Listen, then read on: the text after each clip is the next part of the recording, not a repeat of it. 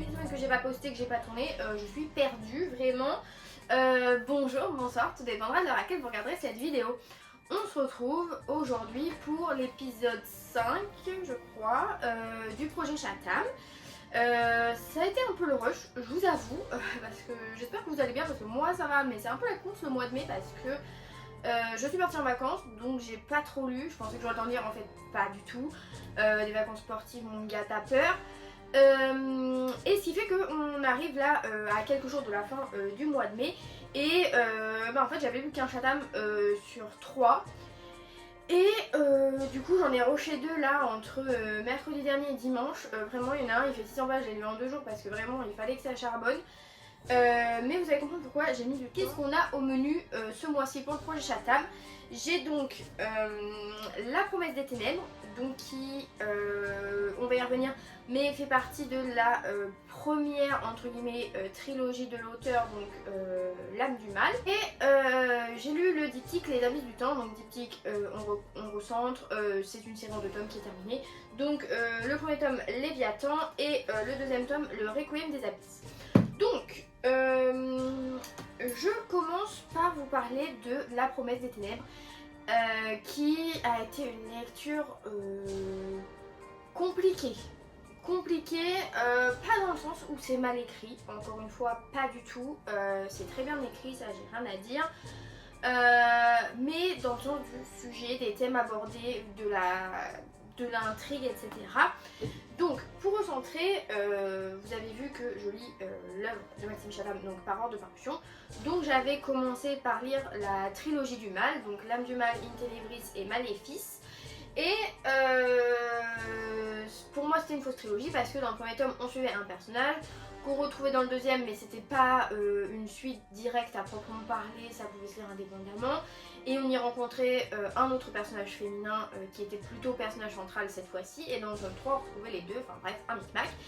Et je vous avais dit que dans le tome 2, le personnage d'Annabelle, donc la personnage féminin, la protagoniste féminine, avait un mari et on comprend qu'il a disparu. Et donc je vous avais dit, moi je m'attendais à en savoir plus, à ce qu'ils mènent l'enquête tous les deux, machin, pour savoir où a disparu le mec, est-ce qu'il est parti juste parce qu'il est une autre femme, juste parce qu'il en avait marre, changement d'identité, Xavier de les gonesse, tout ça. Bref. Et j'avais vu sur Wikipédia qu'il y avait La Promesse des Ténèbres qui était indiquée comme spin-off. Suite à ça, j'ai lu autre chose, le cycle de l'homme et de la vérité, où là une personne dans les commentaires m'a fait remarquer que dans les livres, au début, La Promesse des Ténèbres est écrite après le cycle de l'homme et de la vérité. Donc en gros que ce serait une suite de ça et pas de la trilogie du mal, enfin bref machin. Et en fait, il s'avère que c'est ni l'un ni l'autre, c'est ni un séquel, ni la suite de le cycle de l'homme et de la vérité, tout machin. C'est un préquel à inclure dans la trilogie du mal. Donc, soit vous êtes comme moi, vous lisez dans un ordre, ou peu importe, bref, et vous arrivez de le lire après avoir lu la trilogie du mal, et donc ça vous apporte la réponse concernant le mari, ou alors vous pouvez le lire entre L'âme du mal et In Tenebris, parce que ce sont les événements antérieurs à In Tenebris. In Tenebris est en gros la suite. Voilà. Donc ici, en fait c'est spoilé sans spoiler parce que voilà, si un jour vous êtes en librairie, vous lisez le résumé, vous allez deviner. Mais du coup ici on est donc à New York et on rencontre du coup Brady O'Donnell qui est donc le mari de Annabelle, qui est personnage principal dans In Tenebris. Et ce Brady est journaliste et il boucle un article et du coup il manque d'inspiration pour la suite et il va se retrouver embrigadé en gros dans un milieu plutôt compliqué qui est le porno. Donc l'industrie pornographique, notamment underground, donc tout ce qui est un petit peu sombre, un petit peu voilà, c'est pas le porno en mode juste c'est le scénario du plombier, il vient changer ton tuyau sous le lavabo et puis paf pif pouf, piment. Non, là c'est vraiment le porno un peu sale, un peu dégoûtant, voilà, ou des fantasmes un petit peu on n'oserait pas parler dans une réunion de groupe quoi. Il va s'avérer qu'en fait il va fréquenter une actrice pour en apprendre un peu pour faire son article. Cette actrice va disparaître, je ne vous dis pas comment. Et il va se retrouver un peu mêlé à ça et à faire une enquête de son côté par un concours de circonstances. Et Annabelle, qui est donc elle aussi inspectrice comme on le sait dans In Tenebris, va aussi être sur cette affaire-là. Donc il va y avoir un petit peu un truc de jamais se croiser, de machin et tout. Le pitch, sympa, mais le contenu, l'exécution m'a dérangé. Alors, gros trigger warning, vraiment, déjà sur le sexe, bien sûr, parce qu'on a les scènes écrites, et vraiment le mot en V, parce que vraiment le porno underground, ils appellent comme ça du gozo, du gazo, du gayzo, bref, un truc un peu du gouzo, je sais pas, bref, le terme, donc vraiment c'est très dégueu. Il y a des scènes décrites d'agression, parce que c'est pas consenti, voilà, il y a des scènes d'actes, comment détaillées, mais voilà, non consenties, hein, on le comprend rapidement dès les premiers chapitres. Et même après ça, il y a des trucs, enfin il y a un personnage qui a des manies un peu dégoûtantes, genre lécher la cuvette des WC, vraiment ça m'a dégoûté. Vraiment, je vous avais dit dans l'épisode je ne sais plus combien que Predator était un flop pour moi, que j'avais pas aimé. Là par contre j'ai bien aimé l'écriture et tout, mais alors l'intrigue et tout m'a dégoûté. Vraiment là j'ai vraiment eu des nausées. Des hauts le cœur en lisant certaines scènes, ça m'a vraiment dérangé, ça m'a mis très mal à l'aise. Donc je pense que c'est un de ses livres les plus sombres. Alors vraiment, je pense qu'il faut vraiment s'accrocher pour le lire. Il faut vraiment être bien psychologiquement et tout parce qu'il laisse pas indemne. Vraiment attention. Voilà, c'est ce que j'ai à en dire. Ensuite, pour ce qui est de l'écriture, je pense que si j'avais lu ce livre-là avant In Tenebris, j'aurais sans doute apprécié davantage Annabelle parce que j'avais eu un peu de mal avec elle dans In Tenebris, notamment au début et tout. Et je pense que je l'aurais mieux cerné si j'avais lu celui-ci avant. Pour ce qui est de Brady, j'ai bien aimé le personnage, même si parfois il a des réactions un peu genre moi je m'attendais vraiment à ce qu'à un moment vas-y on enquête en couple tu vois, et pas du tout. Après je dois dire qu'effectivement toutes les réponses que je me posais et des détails qui m'ont fait tiquer dans In Tenebris et Maléfice concernant ce pan de l'histoire d'Annabelle, j'ai les réponses. On a les réponses, on ferme le livre, on a le fin mot de l'histoire et si on commence In Tenebris, bah forcément on va comprendre davantage de choses, mais si on lit après la trilogie, ça complète le tout. Donc voilà, c'est un préquel qui peut se lire avant In Tenebris ou après la trilogie comme vous voulez, mais en gros si vous avez lu la trilogie du mal et que vous voulez savoir ce qu'est devenu le mari, les réponses sont ici. J'avais pas lu dans la fin, je m'attendais pas à ça, mais du coup je comprends davantage de choses de ce côté là. Par contre, ce qui m'a dérangé, outre le fait, parce que le porno, l'industrie du porno ne me dérange pas en soi, chacun fait ce qu'il veut, c'est qu'on met... là, la femme est vraiment très instrumentalisée, très sexualisée, ça m'a un peu dérangée parce que la vision donnée de la femme, alors je ne pense pas que ce soit celle de l'auteur, bien sûr, là voilà, encore une fois on différencie les choses, mais la façon dont les femmes sont vues par les personnages, autant même parfois féminins que masculins, m'a un peu dérangée parce que... on comprend que en gros, si elles en arrivent là, c'est pas pour rien. À la base, elles ont besoin de thunes en gros, et c'est que vraiment on racle un peu le fond des pauvres filles entre guillemets pour avoir des cibles faciles. Donc ça m'a un peu dérangé. Après, je ne doute pas que dans le monde réel, ça se passe sans doute ainsi. Voilà, je ne sais pas. Ensuite, ce qui m'a dérangé, c'est la façon dont l'auteur raccroche toute le côté sexualité à la religion. Genre je sais pas comment expliquer pour ne froisser personne, mais en gros l'homme aurait des pulsions, des fantasmes, le viol ça peut l'exciter, etc. Et en fait c'est dans lui, c'est au plus profond de lui, c'est que pour lui la consécration c'est l'orgasme, la jouissance et tout. Enfin, c'était très bizarre et j'ai trouvé ça un peu maladroit, ça m'a un peu dérangée. Alors je suis pas croyante pratiquante ou que sais-je, ou peu importe, on n'est pas là pour parler de ça. Mais j'avoue que c'est quelque chose qui m'a un peu dérangée et ça me fait rebondir sur le fait que pour moi, l'œuvre pour l'instant de Maxime Chatham, comme je l'apprends, est centrée autour d'un même sujet, c'est le mal dans l'homme avec un grand H. parce que vraiment on y revient tout le temps, même dans ce que je vais vous présenter après. C'est un sujet récurrent, c'est que l'homme est mauvais, pas instinctivement, mais de base c'est en lui le mal. Vous voyez ce que je veux dire? Genre vraiment toute son œuvre elle tourne autour de ça, on y revient tout le temps. Alors c'est pas du tout un défaut, hein, au contraire ça veut dire que c'est très bien travaillé, parce que pareil ici on a un travail de recherche, que ce soit sur l'industrie du porno ou sur la ville de New York, etc. Vraiment on a c'est un univers très bien construit, ça j'ai rien à redire, sur le sens du détail Maxime Chatham est très bon. Mais c'est vrai que là vraiment j'ai un peu de mal à imaginer que ça puisse aller aussi loin.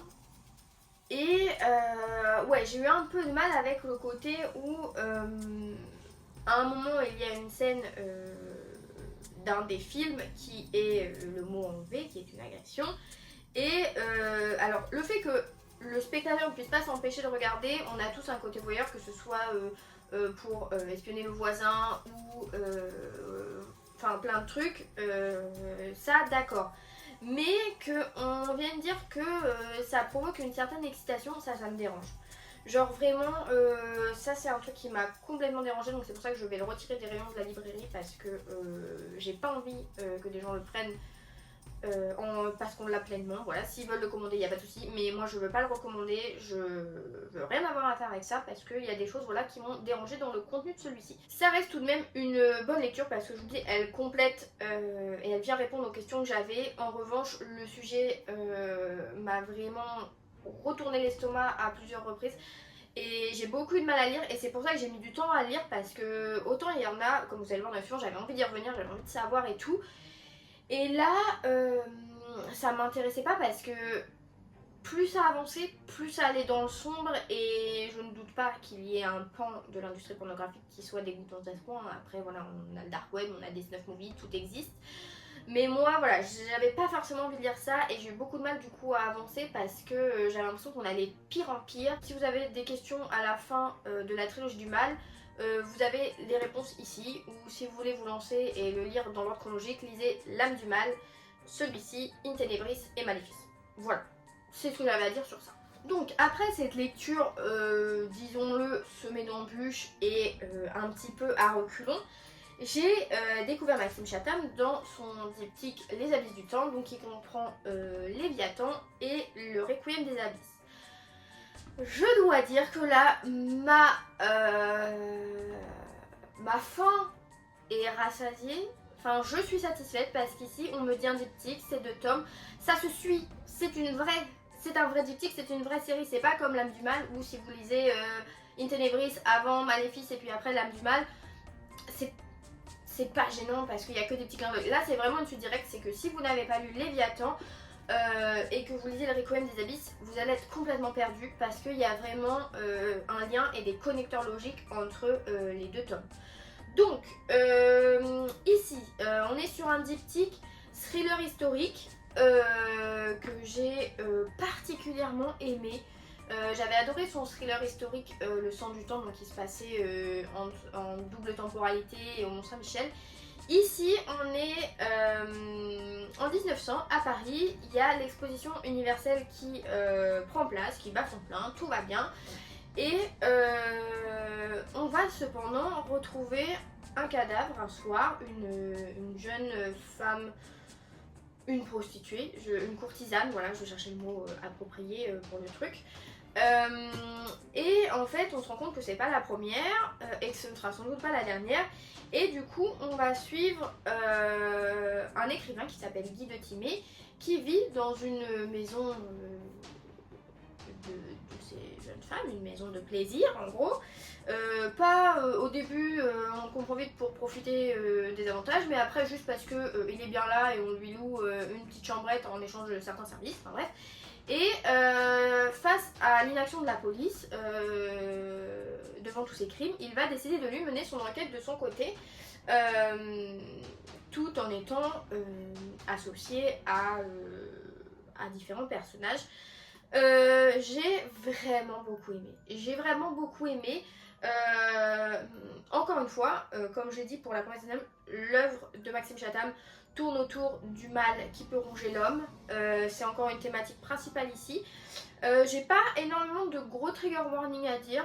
Voilà, on a des scènes décrites de cadavres et tout, mais ça reste dans la veine d'un polar, d'un policier ou d'un thriller suédois, parce que les Suédois, enfin dans les pays nordiques, les auteurs ils aiment bien être très très crus, très gore, mais voilà. Alors, Léviathan, ce premier tome, j'ai beaucoup aimé. J'ai encore une fois souligné le travail de recherche de Maxime Chatham. Parce que là, vraiment, on a l'impression d'être vraiment pris dans une exposition universelle. À un moment, un de nos personnages déambule à travers certains stands et tout. J'ai beaucoup aimé. J'ai bien aimé, ici on a une notion, l'intrigue tourne principalement autour du temps qui passe. J'ai bien aimé.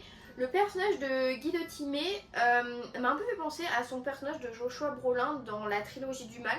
J'ai trouvé qu'ils avaient un caractère un peu similaire, une façon d'analyser le processus pour comprendre les crimes et le criminel similaire. J'ai bien aimé cet aspect-là. Et j'ai bien aimé le fait que Guy Timé soit un écrivain, entre guillemets, enfin un personnage lambda, et que les gens avec qui il mène l'enquête soient aussi lambda. Enfin, il y en a un, on comprend vite que c'est un policier, mais voilà, il est pas au gradé, c'est juste un mec de fonction, quoi, donc c'est pas en mode grosse enquête et tout. Ça m'a un peu fait penser, c'est un peu une vibe Cozy Mystery. Alors oui, évidemment dans Cozy Mystery on a de l'humour et les scènes sont très rarement décrites. Ici c'est tout l'inverse, on a un peu d'humour mais les scènes sont très détaillées. Mais ça m'a fait un peu penser à ce côté-là, un peu comme je disais voyeuriste, un peu fouine tout, un peu voilà, on veut se mêler, on veut résoudre l'enquête. Et j'ai trouvé ça très bien et très dynamique. Et du coup dans le Requiem des Abysses, on reprend 1 ou 2 mois après la fin des événements de ce tome-là. Donc vraiment, je redis encore une fois, mais si vous vous lancez, lisez bien Léviathan avant parce que sinon là vous allez être un perdu, 2 spoilés, 3 déroutés. Voilà. Mais ici du coup on retrouve nos... Donc je vais pas trop en dire parce que là pour le coup c'est une suite directe. Mais on retrouve certains de nos personnages qui ont pris des décisions suite à la fin, suite à ce qui s'est passé dans Léviathan. Et évidemment, ils pensent être en paix, mais des nouveaux crimes réapparaissent. Et du coup, on reprend les péripéties. J'ai beaucoup aimé parce qu'on retrouve vraiment beaucoup de personnages qu'on a vus ici. Et c'est ce qui m'avait un peu manqué dans la trilogie du mal ou dans le cycle de l'homme et de la vérité, notamment dans le cycle de l'homme et de la vérité, parce que vraiment d'un tome, entre guillemets, d'un livre à l'autre, on retrouvait pas du tout les mêmes personnages, il y avait que des petits clins d'œil ou des fils très minimes pour lier les livres entre eux. Là vraiment on retrouve tout, c'est vraiment un deuxième tome tout aussi bon. J'ai peut-être même préféré celui-ci, je dirais, parce qu'on a plus de on a plus une panoplie de personnages, il y a plus de dynamisme. Et ce que j'ai trouvé dans les deux, c'est que on a beaucoup de chapitres où les phrases sont assez courtes, où ça s'enchaîne, et je trouve que ça rajoute un rythme, une dimension rythmique qui est intéressante, où c'est haletant, où vraiment on a envie de tourner les pages parce qu'on a envie de savoir où ça nous mène. Et j'avoue m'être fait prendre pour une bourrique à plusieurs reprises. Voilà, on va pas se mentir, on était un peu bêta. Mais pareil, je referme ce livre, ce diptyque, en ayant toutes les réponses que j'attendais. Encore une fois, il y a un élément vraiment dans celui-là, j'avais trop les boules, mais avec Monsieur Chatham, ça ne m'étonne pas parce qu'il m'avait déjà fait le coup dans l'âme du mal. Donc voilà, mais je ne lui en tiens pas rancune parce que j'ai vraiment beaucoup aimé, le côté historique est très bien respecté, on sent encore que la recherche a été bonne. On a également, je ne l'ai pas précisé il me semble, mais une dimension un peu ésotérique où on a l'intervention des médiums et tout. C'est pas le premier livre que je lis qui se déroule à cette époque et où le sujet revient, je pense qu'à l'époque c'était quelque chose d'assez populaire, je dirais. Et du coup je pense que c'est un diptyque qui peut plaire si vous avez aimé le bureau des affaires occultes d'Éric Foissier. Je pense que c'est un peu dans la même veine. Récemment j'ai aussi lu le Jardin des anatomistes de Noémie Ardens, je crois, Arénis, bref. Je remettrai son vrai nom sur ma tête ou la couverture directement, on verra. Mais voilà, j'ai trouvé que c'était très bon, donc ma foi, je vous recommande chaudement ces deux tomes. Pareil, si vous voulez tenter Maxime Chatham sans être trop choqué ou trop traumatisé ou trop chamboulé, je pense que ça peut le faire. Donc voilà, c'était l'épisode 5 du projet Chatham où je vous ai présenté La promesse des ténèbres préquelle de In Tenebris dans la trilogie du mal. Qui a été, comme vous l'avez vu, une lecture plus ou moins mitigée, pas dans la forme mais surtout dans le fond et le sujet compliqué, donc trigger warning, attention. Et le diptyque Léviathan et le Requiem des Abysses, donc le diptyque Les Abysses du Temps, où là j'ai passé un très bon moment, thriller historique, donc ça je vous recommande. Pas énorme, gros trigger warning, voilà, ça reste assez sympa, chill, et puis les personnages sont vraiment très très chouettes, donc je recommande vivement. Sur ce, moi je vais vous laisser pour aller monter cette vidéo afin qu'elle sorte rapidement. Mon bilan lecture de mai sortira la semaine prochaine, je pense mercredi, parce que je profite là des derniers jours de mai pour essayer de renflouer un peu mon quota de lecture, parce qu'avec les vacances et tout, j'ai pas beaucoup lu. Vous allez voir que ça va être une vidéo bilan plutôt courte, je pense. Donc voilà pour ça. Je vous souhaite de belles lectures et je vous dis à la prochaine. Salut!